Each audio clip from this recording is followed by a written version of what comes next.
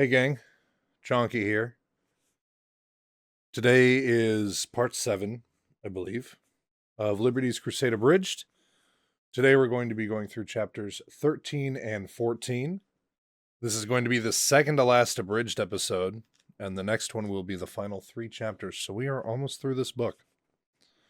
To the 30 people who continue to watch these, thank you so much.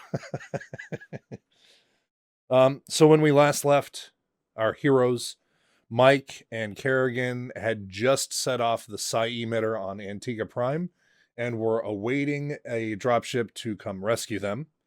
And just to recap, the Psi-Emitter was deployed with the hopes and dreams of Minsk that it would lure billions and billions of Zerg to Antiga Prime and kill all the Confederates that are stopping them from leaving. So chapter 13 is called Soul Searching.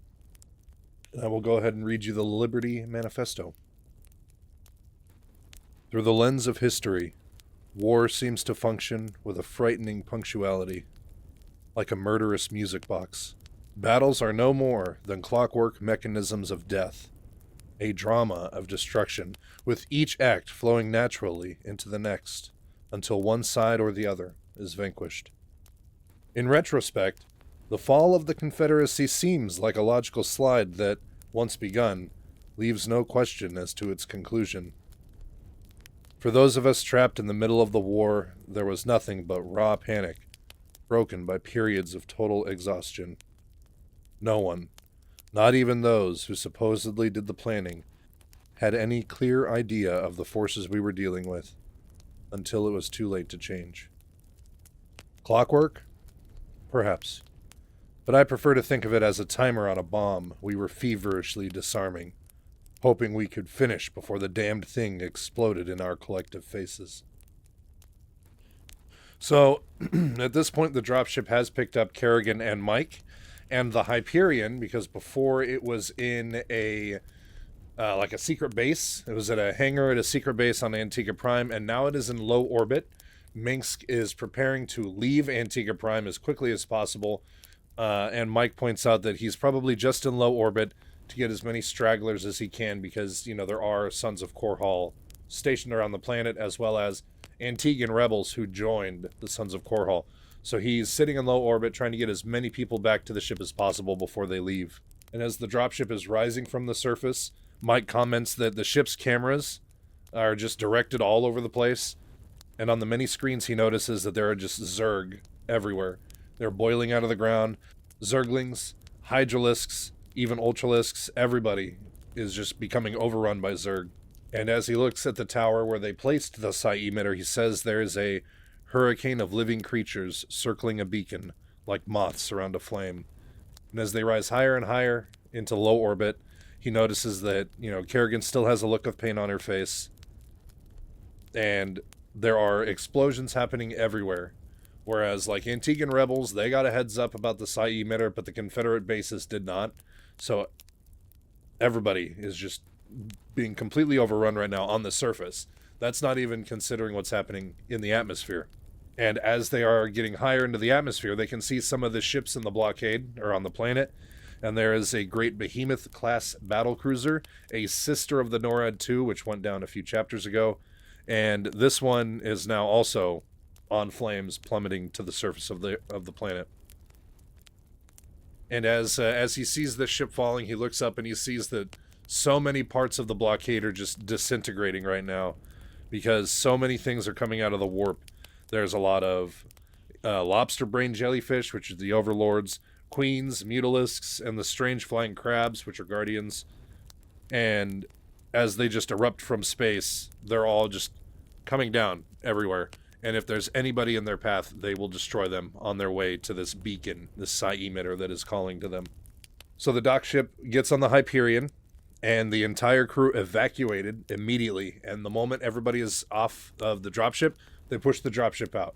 They are trying to save as much weight as possible because they are going to have a lot of refugees that they have to save, and anything that they can leave behind, they most definitely will. Plus, Minsk is resourceful. He could always get another dropship, no problem. And now that they're ready to leave, as they pull away from the planet, Mike comments that the ship, Mike comments that the Hyperion rises like a bubble among the panicked Confederates and the descending Zerg. The Zerg only fought things that were in their path, and thankfully the Confederacy brought their best ships to stop the Sons of Korhal.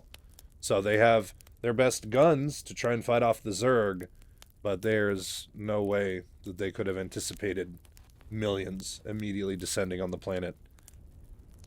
And Mike notices that blip by blip, large battle cruisers are just being destroyed, and each one represents the death of at least 500 Confederate humans in a nuclear fireball. Even though they are pulling away from the planet, Kerrigan still is white-faced, and she looks exhausted. And Mike is certain that she can still hear the call. She's a very powerful telepath. And as he's helping her, carry some stuff, Raynor comes over looking all, victorious. He's very happy. So, oh, congratulations, you two. You really lit a fire under the Zerg's backsides. I don't know what you said, Lieutenant, but it sure brought them running. And then Kerrigan couldn't say anything, and it said that her head came up and her eyes were blazing with fury, and even Raynor could see the rage and the frustration behind them. And then she just kind of, that fury just dissipated, and she was, again, just exhausted and tired and worn. And then in a moment of sincerity, Raynor reaches up and touches Kerrigan's shoulder. His voice softened, and his forehead creased in concern. You get a little wrinkle going on. He says, Lieutenant, are you all right? And then Kerrigan, she looks up into his eyes, and this time there was no anger. And Mike is thinking of the feedback loop. And, he's trying to not mess it up, because Kerrigan's worse for wear right now. She's messed up. But thinking of the feedback loop, he just sits there. And then she says, I'm fine. It's just been very tiring. And then Mike interjects, he's Minsk, like he's looking for him. And then Raynor says, oh, he's up in his observation dome. I think he wants to watch the battle. I left him to it. It's nothing I really want to see. And then Mike looks at Kerrigan and says, I can report to him if you want to rest. And then she waits for a second, considers it, and says, if you would, Michael. And then Raynor, still concerned for Kerrigan, says, you look really beat. You want to grab a cup of joe in the galley? Maybe we can talk. And Kerrigan actually takes him up. She says, coffee would be nice. Talk, too. Yes, talking would be good. And there's a slight smile that tugs in the corners of her mouth. And I guess this is the beginning of the romance that spawns between Raynor and Kerrigan. And as he hears them make their little coffee date, Mike just raises his hand and bids them adieu because he has to go talk to Minsk. But as he's leaving, he puts a thought at the top of his mind, just hoping that Kerrigan can read it. And he just says, remember to let him finish his damn sentences. And then he was gone. So he meets with Minsk, who is alone on the observation deck. His hands are behind his back. He's looking at the main screen, very stoic, feeling very victorious. He anticipated Mike's arrival, so the chess set has already been set up for a new game. There's a fresh pack of cigarettes sitting next to the ashtray for Mike. There's 2 brandy sniffers and a still corked bottle of cognac, and it's just waiting. And as Mike gets into the observation dome, he sees a bunch of screens next to Minsk, and he sees what is obviously the planet of Antiga Prime, and on it there are several red triangles, which are indicative of the Zerg. There are a few blue-white pips, and Mike's not sure exactly what those were on the screen. And there was also a few circles that ended up being planet-side, and those were rebel forces that unfortunately couldn't make it to the Hyperion in time. And the moment he sees them on the screen, he just sees red triangles just overwhelm them, and they disappear. Then there were screens depicting the orbit of Antiga Prime. Red triangles everywhere.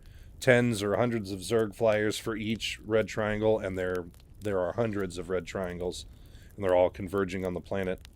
And Mike thinks about the image of the NORAD 2 being brought down, and says this is easily at least 100 times worse. And then Minsk breaks the silence. We are pulling away at top speed.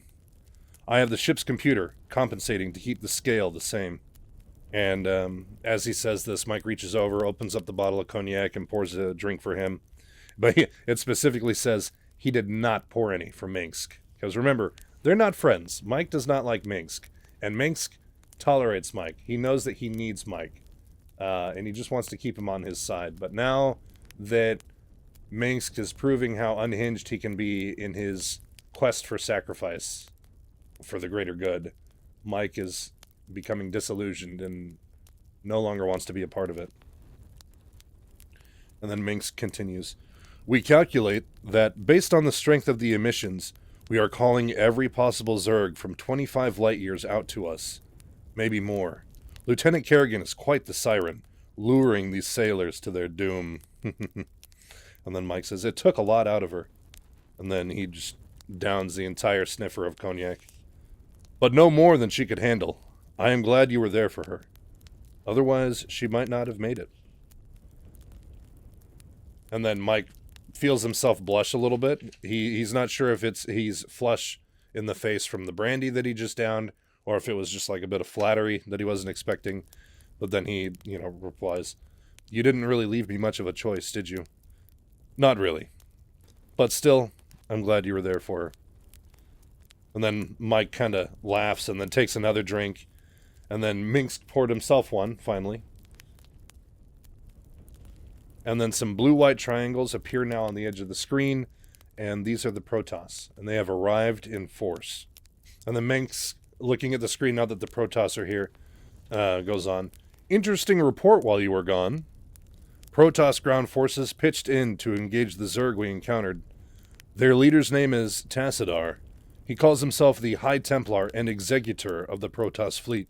His flagship's name is the Gantrathor. Maybe they were impressed with your work and decided to lend a hand. You must have a good press agent. So it turns out those blue-white pips that Mike did not recognize on the screen, those were the Protoss, and it looks like a few of them were planet-side trying to deal with the Zerg before things got out of hand, but I don't think the Protoss knew about the Psi-Emitter. And then Minsk gives Mike a withering look, because he can tell that Mike's fed up with his bullshit, and says, Come now, Michael. I expect better from you. Work out what I just said. And then Mike was silent for a moment. He says, ground forces? Which I just explained. And then Minsk, brightens up in the face. Exactly. Individual warriors in very ductile power suits. Strange bug-like vehicles. Spellcasters that I can only assume are psionics of some type. Tougher than the Zerg, man for man. Though the Zerg have it all over them in raw numbers. Very intriguing. Watching them battle, you might want to review the tapes later. And then, hang on, Mike interrupts. And then Minsk smiling even more now. He says, I'll wait. You'll get it. I believe in you. If the Zerg have ground forces, quite good ones, I think I just said, then that means they fought the Zerg on the ground before. And more important, they've won those battles. Or why maintain a ground force in the first place? Yes, take it to the last step. And then Mike, has a realization, which means the Zerg can be destroyed without blowing up the planet they're on. Full marks. And then he takes a drink from the sniffer.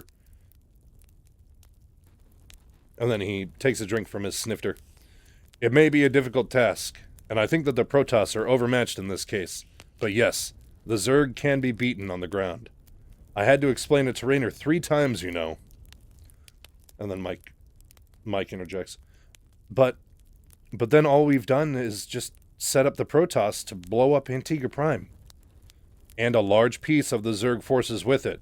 It should rock them back on their heels for a while. Long enough for us to get the upper hand against the Confederacy.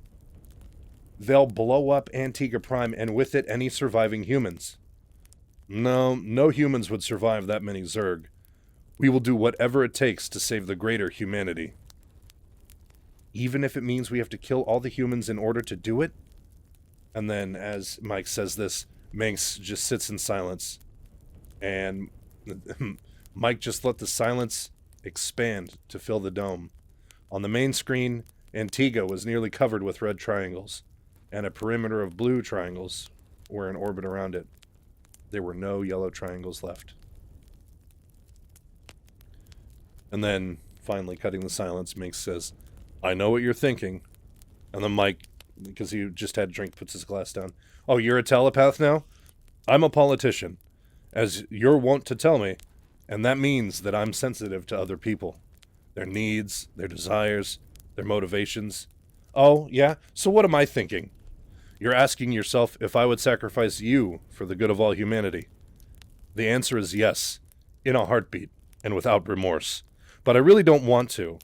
Good help is, as they say, hard to find, and you're very good at more than just being a reporter. How do you do it? Do it? Find everybody's button and press it. You play people like they were pianos. Kerrigan would leap into a hydralisk's mouth for you. Raynor would jump through hoops for you. Hell, you've even gotten that old pin-headed gorilla Duke eating out of your hand. Doesn't that bother you? No. It's a gift. I find that others tend to be scattered in their thinking. I try to provide a strong center for them. Raynor is in many ways consumed by anger for the Confederates. I am but a means by which he can vent that anger. Duke looks for nothing more than political cover to let him settle old scores and create new atrocities. I provide that. Sarah? Well, Lieutenant Kerrigan has always sought approval, despite her own gifts. I provide that as well. And then Mike's thinking of Kerrigan down in the galley, having a little coffee day with Raynor, and then brings himself back to the moment. And what about me? And then Minx gives a great smile and shook his head. You want to save souls, dear boy. You want to make a difference, whether you're covering some traffic tie-up or rooting out some alderman's corruption. You're trying to make things better. It's practically in your genetic code, and you believe in it. That makes you very valuable. It makes you an incredible resource. You keep Raynor from being too impulsive, Kerrigan from being too inhuman. They both respect you, you know. You wrote off General Duke as hopeless, I think, soon after you met him, but I do believe you still hold out hope for me. That's why you've hung around, in hopes that I will find my own redemption. Yeah, and what keeps me from leaving now, knowing that this hope for your salvation is probably misplaced? And then, he looks away from Mike and looks back at the screens as the Protoss encircling of the planet is almost complete. Part of it is your concern for others, but I can be honest with you now, because the Confederacy, through its puppet, the UNN, has betrayed you. It has used your face and words against you. Now you've got your own personal reason to fight them, your own reason to commit. They've made it personal. You can go on your own. And then Minx just kind of lets his voice trail off. He doesn't finish the sentence. But where would I go? And Mike said in a flat tone, it's a statement, not a question. He's not asking Mike, he's just stating. He's not asking Minx, he's just stating, where would I go? Exactly. You're in for the long haul, until victory or defeat. It begins. Will you watch with me? And then Mike looks at the screen, and the encircling of the planet is completed. The Protoss are now all around the doomed world. And then, as they look through the window, you can see spearheads of red rising from the surface. And on the screen, as they're laying waste, he sees red triangles jumping from the planet's surface to try and get to the Protoss ships, and the Protoss just blast them back to the planet's surface. I'll pass, said Mike, his mouth like ashes. And he turned and walked toward the lift, not turning back to watch. Minx did not seem to notice Mike's departure. He stood, snifter in hand, and watched as the Protoss rained poisonous flame onto Antiga Prime. And that was Chapter 13. Chapter 14 is Ground Zero. We'll go ahead and read the Liberties Manifesto. The use of the Psi-Emitter on Antiga Prime was a watershed event, a Rubicon, a point of no return. It was like the first appearance of ghosts in the Confederacy ranks, or the indiscriminate use of the apocalypse bombs that leveled Core Hall 4. It changed everything. It also changed nothing for the average citizen caught between the rebels and the Confederates caught between the Zerg and the Protoss. The war was still as deadly as ever. More planets would vaporize under the Protoss's weapons, and more humans would be swallowed by the Zerg hives. Yet after the swarming of Antiga Prime, there was a renewed hope among the rebels. Now at least, we had a weapon. And like the damn fool humans we were, we could not resist using it. So for the first time in a while, we have a bit of a time jump. Because they were leaving Antiga Prime in Chapter 13, and now we jump 10 days later, and they are on Tarsonis. They are on the Terran capital planet in the Caprulu sector. This is the biggest, most populated world, most developed world. This is the capital of Terran space, and they are in it. It says they were blockbusting through the densest of the downtown districts, so battle is going on. For the first couple pages, we don't really get any dialogue. It's just painting a picture of the battlefield, like Western precincts still inflamed, caused by a battle cruiser that had crashed to the surface, and a fountain of hot dust laden with phosphoric heavy metals plumed southward in the strong wind. So many buildings are just either shattered or absolutely obliterated. Everything is crumbling. There's hills of broken glass at the base of all these towers because their windows have just been blown out from explosions. The elegant spires of Tarsonis were nothing more than jagged, twisted remains, their fractured edges scratching the bleeding sky. The atmosphere itself was torn by the shrieks and booms of battling craft and streaked with the smoke of downed fighters. So Mike is running with Raynor and his boys right now. They're trying to get through some streets because they have an objective they're working towards, and they pass dozens, if not hundreds, of burned out cars. Just everything is, gridlock traffic from all the combat that was happening over the last 10 days. And Mike says that initially he would look into the cars to see if he might recognize anybody, because remember, he is from Tarsonis. But now, it said that it only took about an hour before he started ignoring the blackened corpses with their burned stick limbs and withered, screaming faces. The only things left alive on the streets were the warriors, striving oh so hard to kill each other. So all of the side streets are just absolutely packed with wreckage, and this is preventing Raynor and his boys from seeking any actual cover. So they're left to the main boulevard. Like any big street is their only mean of travel.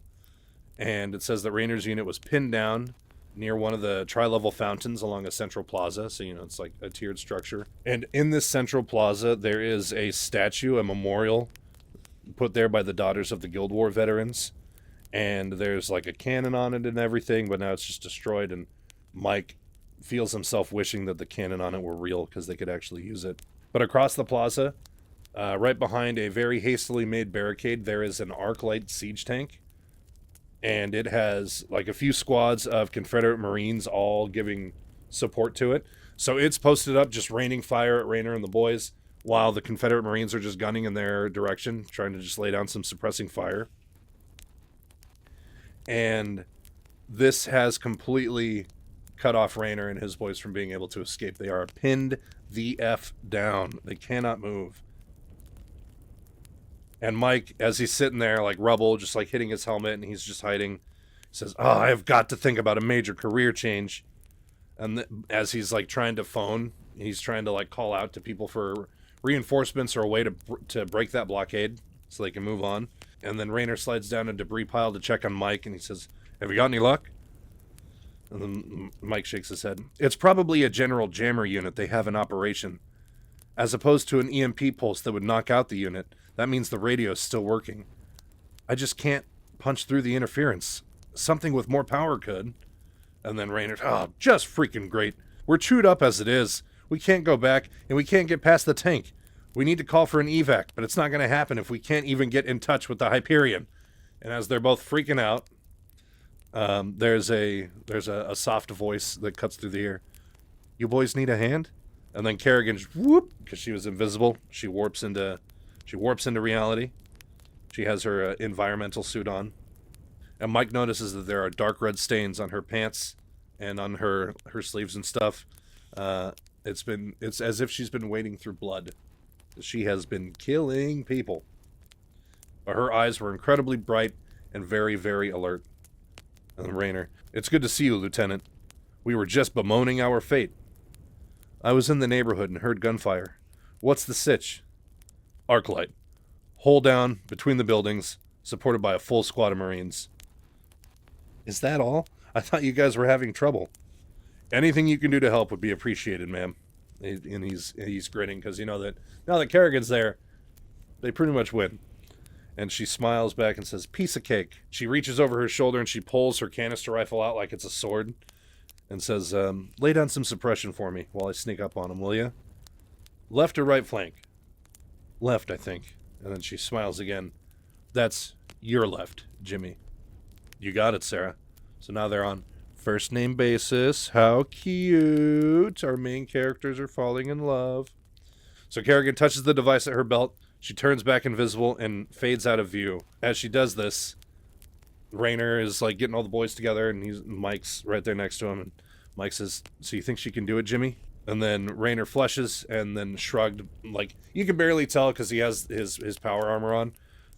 But he says, probably. But it won't mean a damn unless we can flag a lift out of this dump. And as Mike's looking out at, like, the dead man's land that's been created, he's just wondering, like, man, it would just take one stray spike to hit Sarah. And then she would be down. I don't know how she does it. And as Mike is looking, Raynor gives the command and they all start firing at the squad of Marines who also start firing at them. And while they're shooting at each other, Mike notices, he says, the far length of the Confederate flank started to collapse, accompanied by the high-pitched whine of the canister rifle. One after another, the Confederate Marines twitched and fell under an unseen sniper. The flank was vulnerable, as Marines started firing randomly at their suspected assailant. So, you know, they're just like, just pointing and shooting because, you know, you're all shooting in a direction, and your buddy right next to you just, bleh, like his head explodes, and you're like, what the heck? But it's like, it came from over there. And so everybody's panicking, and Mike says there was a flicker, and Sarah Kerrigan appeared briefly atop the barricade of some wrecked cars. She flickered out again, and in the air around her, it was filled with spikes. So she's just barely getting out of there. And now that she has weakened the left side of the squad, Raynor gives the command. He tells them to go over, and they all jump from cover, and they just charge. They just charge the tank and the Marines. And it says the siege tank's protective screen of Confederate Marines was thrown into disarray. Though the arc light they were protecting continued to hammer the rebels' position, the 80mm cannons quickly found the range of the charging rebels, while the main shot cannon brought itself around smartly, firing 120mm shells as it did. But right as it positions itself to fire at Raynor and his boys charging, Kerrigan appeared again, this time on the main deck of the siege tank, right beneath the cannon. She shoved the barrel of her canister rifle into the turret ring, then somersaulted away as the Confederate rifle fire closed in on her. So she, like, put her gun in there, shot at the guys, dipped out.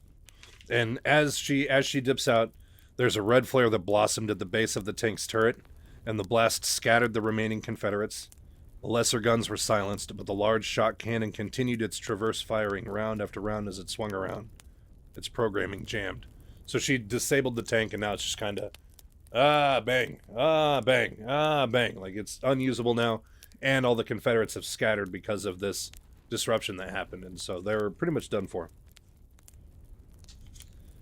The shot cannon took a bite out of the corner of one of the two flanking buildings, and the ground rumbled beneath them. The cannon kept going, its barrel now glowing a dull red as it tried to swivel around, but was trapped by the structure.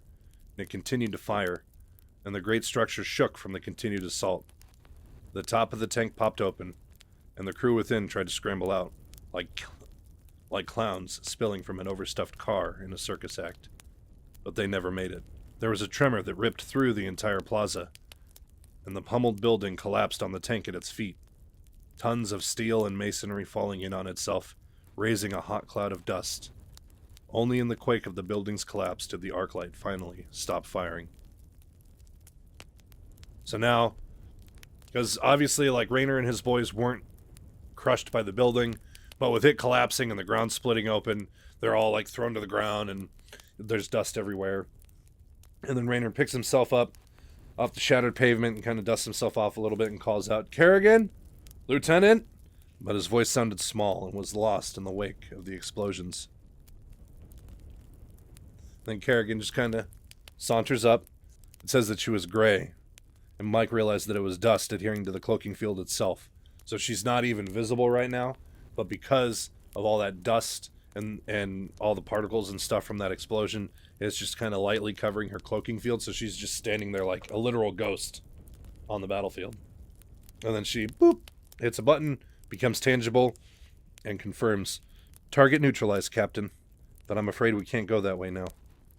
And then Rayner replies, "It doesn't matter. The Confederates have to be regrouping by now. They should be mounting a counteroffensive soon enough. We just can't hold this area. What we need is a way to punch through the jammer." And then Mike, because he knows the planet very well, says, "Jim, 3 blocks west of here is the UNN broadcast building. Its circuits have been shielded, and it has generators in the basement. They may still have enough juice to overcome the interference." And Rayner's like, yeah. It might just be wreckage now, but it's worth a shot. Let's go. And so he motions for everybody to patrol over to the UNN building, and then Kerrigan just kind of falls in line next to Mike. And now that Kerrigan's right next to him, Mike says, "So you were just in the neighborhood? You just happened to be around? I go where Arcturus thinks I'm needed most." And then she, like, Mike's looking at her, and he can tell that she's, like, really enjoying this moment. And so she's, like, smiling, and he's just, he's thinking stuff at her. "And what's our fabled leader up to this time?" "Jim's right. I'm getting fragmentary reports of reinforcements rolling in from the suburbs. Walkers, tanks, bikes. It's going to get real hot here real soon. Has he got a plan for this?" "He told me he has." And as they only had a couple blocks to go, so now they're coming up on the UNN building. And it's actually fairly intact. Only the windows on the east side of the building are completely blown out. Everything else is pretty good. One of the giant letters, UNN, had fallen hundreds of feet and just impaled itself in the sidewalk. And as they walk up to it, Rayner looks over at Mike and says, "I hope that equipment you're thinking of isn't in the penthouse." And then Mike adds, "Upper levels are for management. The worker bees toil on the 4th floor, and the broadcast booth and generators are in the basement." And as he's saying this, it says that his tone was glib, and his heart sank. This had been his base of operations for years, his home away from home. He had grabbed a dog and a soda where the huge N now rested, arguing planetary politics and local ordinances with the copywriters and stringers. There had been a pretzel stand next to the honor boxes. Now there was just twisted reinforcement bars jutting out of the concrete, and no sign of survivors. So the patrol moved inside, and Mike didn't expect to see anybody. There's a ghostly stillness that covers the lobby like a shroud. And as they're like walking into the building to get to the stairs, Mike looks upstairs, up to a mezzanine and some arcade levers, and he thought about going to find his old desk and wondering if any of his stuff was still there. And Rayner catches him looking upstairs, and he's like, "I thought you said the equipment was downstairs." "Yeah, I'm just dealing with my own ghosts." And then he leads them into the basement.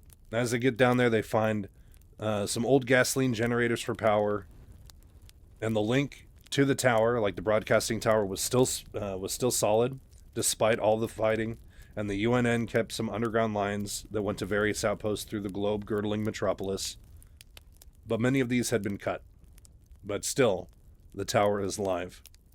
Even surprisingly, the air conditioning was working, and their visors were frosted from the sudden temperature change.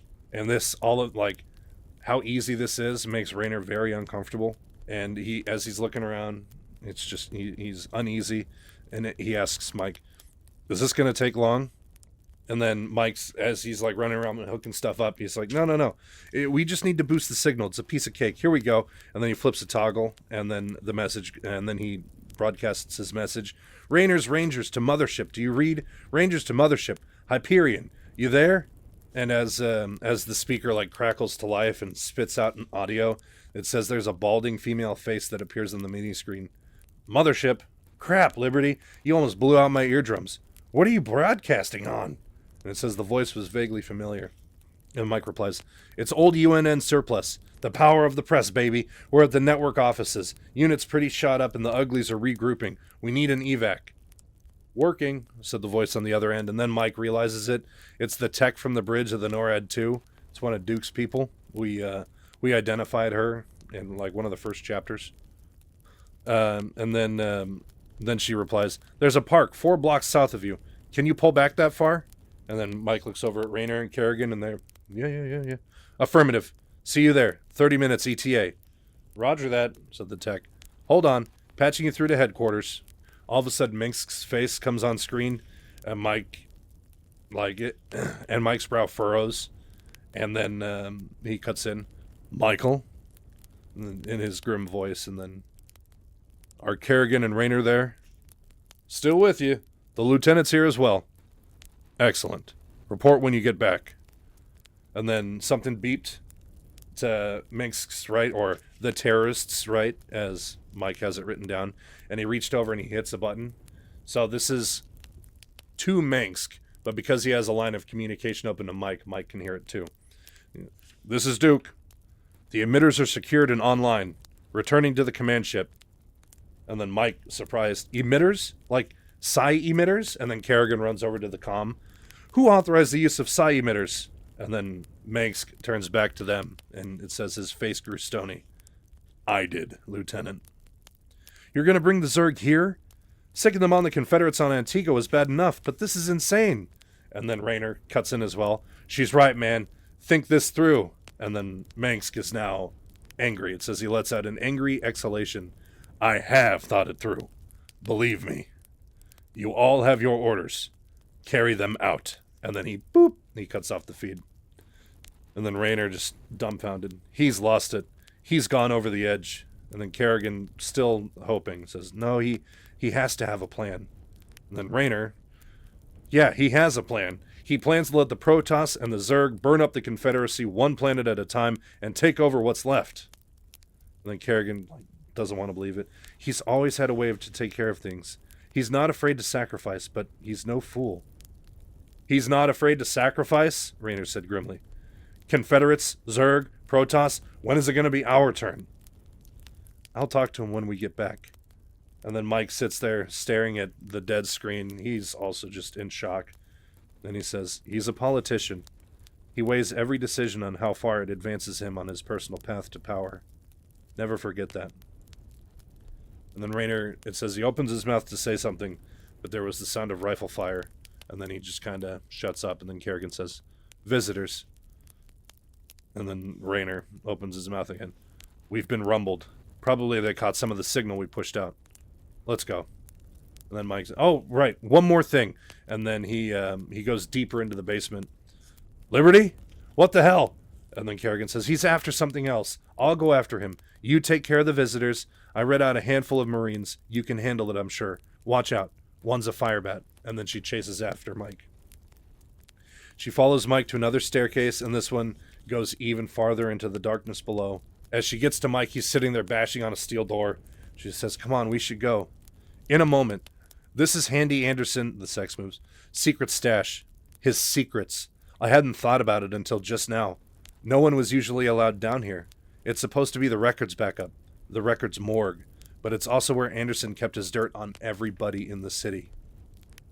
It's data you can use. You can look through it and see if there were any warnings, anything that was kept hidden about the Zerg and the Protoss, stuff that might have made a difference, if only people had known about it." Yeah, hindsight is 20/20. "Stand aside." And then Kerrigan pushes him to the side, brings out a rifle, and just shoots into the door. Fragments of metal fly in all directions, and the door is now open. And then as they get inside, they just see it's like shelves of boxes. Boxes everywhere. So much stuff. "We can't take it all." And then Mike, "Take as much as you can. If Minsk is really going to kill this planet, I want some of our reports to survive. And maybe we can figure out what really happened here." And as he opens up his bag, he dumps out like food, ammo, anything, like batteries, whatever. Anything that he has in his bag, it's dumped out, and he's just throwing discs in there. And Kerrigan actually starts doing the same. I'm sure she hangs on to a couple things, but she opens up her pack and just starts shoveling discs in there. And then Mike, as she's grabbing stuff, "Don't sweat the earlier stuff. Don't worry about it." And then Kerrigan brings up Minsk. "You think Minsk is really serious about the Psi-Emitters?" And then, she reads Mike immediately, but he answers anyway. "Like I said, he's a politician. If he can force the Confederates to back down with a threat of the emitters, he'll do it. If he doesn't, well, Tarsonis is one more casualty in his war. He can justify it. Someone on Tarsonis gave the order to kill his homeworld. But this is the heart of the human worlds, the biggest and the brightest, the center of humanity. And this is Minsk. With the Psi-Emitters, he's bigger than worlds.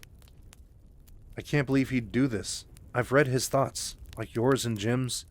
He wouldn't do this. You said yourself that when you're with him, he believes in every word he says, deep in his heart. Yeah? The next time you're with him, look deeper. There. That's as much as we can take. What's the story topside? And then Kerrigan said nothing, because she's probing up above. They're fine. More Confederates are on the way, though. Let's go. And then Mike grabs his bag, and they all start running out of the room, and he stops her for a second and says, think about what I said, okay? And then, with a grim smile, Kerrigan replies, thinking. It's the one thing a telepath can't avoid. And that's the end of chapter 14. So, like I said, the next video is going to be our last Liberty's Crusade Abridged. It has been nice to go through this book again. There's a lot of interesting stuff that they cover, very interesting perspectives that you don't normally see. And essentially what's happening right now in the story is we're at the end of chapter 8, I believe. The one where you join up with Duke and you take out the Confederate forces on the orbital platforms. And then Duke puts the Psi-Emitters there to lure the Zerg in. And so that just happened in the game. And so we only have 2 missions left in the campaign story. If you're playing the video game, you have the one where Kerrigan fights the Protoss to protect the Zerg, spoilers. And then you have the final chapter of the campaign where Raynor goes AWOL. So we will see what happens in the remaining 3 chapters, guys. I've got the Zerg prologue, I've got the Protoss prologue coming out later this week. And then next Sunday should be the final Liberty's Crusade Abridged. And then after that, we're going to have some compilation videos. Since I will have all of Liberty's Crusade done, I'm going to do one big video for that. And then since I will have all of the prologue videos and my full campaign of Starcraft 1, I'm going to do a giant video of all that. It's probably going to be like 7 or 8 hours long. It's going to be nuts. And then after that happens, we will get into Brood War. I've already started writing some of the scripts. They're with my editor.